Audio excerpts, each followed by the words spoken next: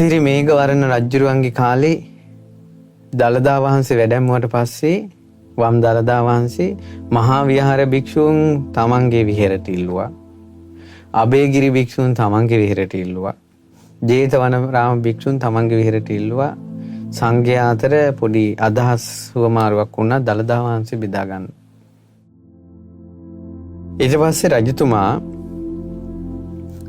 කලේ මනාව පිච්චමල් අතුරන ලද්ද කරත්තයක දළදා වහන්සේ වඩා හිඳවලා අශ්වයන් එහි යොදවා සාරථී නැහැ. රියදුරෙක් නැහැ. ඒ කරත්තේ ළඟ දන ගහලා දන්තධාතුන් වහන්සේ කෙරෙහි දෑත නල්ලේ තබලා ඔබ වහන්සේ සුදුසු තැනට වඩින්න කිව්වා. රියදුරෙක් නැති කරත්තේ යනවා දැන්. අනුරාධපුරේ වටේ පැදකුණු කරලා එක තැනක නතර වුණා. ආශ්චර්යයි පින්වත්නි ආනුභාවයි. බලන්න දන්තධාතුන් වහන්සේ අයිති මහා විහාරයටද අබේගිරියටද ජේතවනාරාමයටද?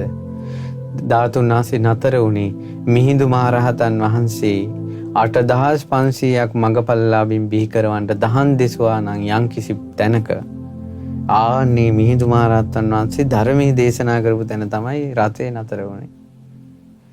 එහෙනම් මිහිඳු මහරහතන් වහන්සේ ලංකාවට දේශනා කරපු ධර්මයටයි දළදා වහන්සේ අයිති.